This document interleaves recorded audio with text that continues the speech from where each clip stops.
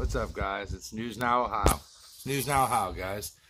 All right, so I'm gonna respond to Merb the Turd little video he made about me and my wife. First, I'd like to start off by saying, Merb, you have to be like the sorriest lawyer I've ever heard speak. For you to be a lawyer, I thought lawyers dealt in facts, and all you seem to do is deal in assumptions. All these assumptions that you're making about my family, about what happened in the courtroom, that you guarantee, you promise that you can guarantee 100% that my wife made a scene, that I made a scene, that we got loud, that she was causing a disturbance. Okay, well, if that's the case, how come she didn't get said one word to her in the courtroom? Not one word was said to my wife by anybody. Nobody. The only thing that you said that was true was that you're right. The bailiff didn't have a problem with me winning my case. The prosecutor had a problem with me beating her in court, using her own law statutes against her. Okay, so since you want to act like I'm stupid and I didn't win my case on my own, well, you're right. Me and my subscribers helped me find the loophole. The loophole was the road that I crossed, Merby, had a stop sign on each end, and they got me for crossing outside of a crosswalk. The statute states that I have to walk in a crosswalk if I'm between traffic control signals, Merby. A stop sign is a traffic device, not a traffic control signal. So, see, that's the statute I brought up, and that's how I won my case. It was dismissed because I beat it. So, there you go. That's one of your assumptions that I just smacked down in the ground. Let me smack another one down. If my wife was being talked to by the judge or was being loud, obnoxious, belligerent, saying anything out of line, why was she not approached and told to stop in the courtroom? If they seen her filming or using her phone in the courtroom, why didn't they stop her then? How come they waited till the door was almost closed as we were walking out to come, the prosecutor, Mr. Merb, come running out of the courtroom yelling at us to stop us at security? We stopped, turned around like, us? Are you talking to us? And she started accusing my wife of filming in the courtroom. Well, the bailiff is the one that come around her and chest bumped and shoved my wife against the wall, demanding her phone. So they created an issue because there's probably no way, and I won't know until I get the video of it from the courtroom, but there's probably no way that the judge ordered them to come and get us because it happened that quick after we walked out the door. See, Merb, I didn't want my wife involved, them knowing that she was with me in the court, so for this exact reason, so that she couldn't get no retaliation. I try to keep my family private too, even though I can't always do that. Since you want to mention my daughter who didn't pay her rental furniture, well, there's another thing you're wrong about. My daughter was paying her rental service. My daughter got new furniture, had a scheduled appointment the day before for them to come and get the furniture. They never showed up, Merb. My daughter works third shift. They showed up the day after they were supposed to show up, Merb, at 7:30, 8 o'clock in the morning, Merb, beating on her doors and windows, screaming in the windows saying that they're getting their furniture. So you don't know what you're talking about. She's the one that said, I don't want this furniture anymore. I got new furniture. Can you please come and get it?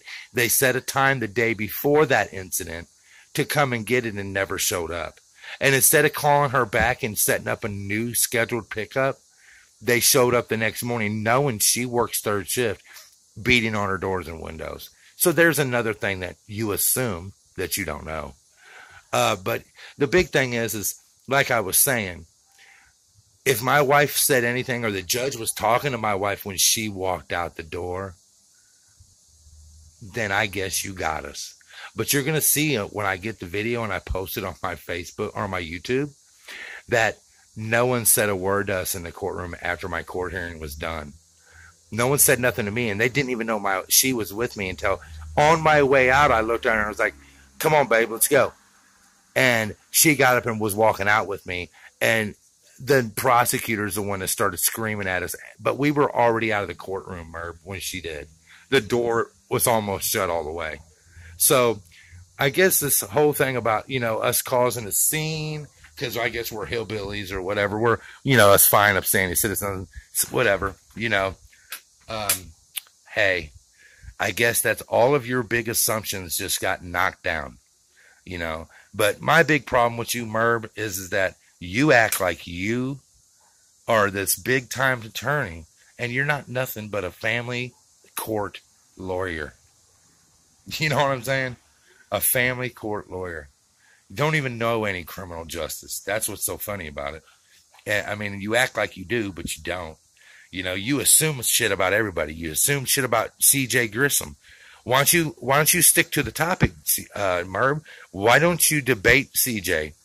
He replied to your comments to him in a video saying he would debate you any day of the week except for Sunday.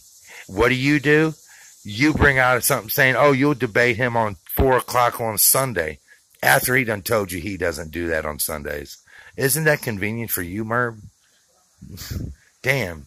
I mean, must be nice to enjoy the rights you have, the freedom of speech and all that you have on your YouTube channel, awful nice, ain't it? Well, that's how I feel. I feel it's nice to have our rights, and I don't want them took. And there's a war on our rights. And whether you are too stupid and your little sheeple that follow you, your little ignorant subscribers that think your word is law and you're a god, they can go light 7 candles and pray to the moon goddess.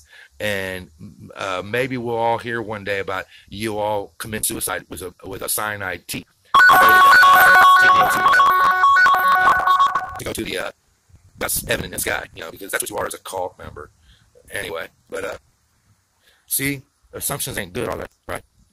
Assumptions sound kind of foolish, don't they, Merb? Anyway, I just wanted to bring that to you, Merby's attention. Everything you assume, Merb, wrong. Everything. That my wife wasn't filming in court. That they didn't charge that. They charged her with contempt. That's what they were saying she was doing. Obviously, my wife didn't get her phone shut off before they got it from her, because it's awful funny. It took them 30 minutes to decide what to charge her with.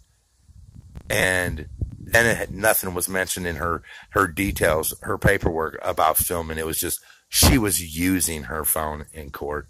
And guess what, Merb? The bailiff didn't say anything about, okay, everybody put your cell phones away, or nothing like that.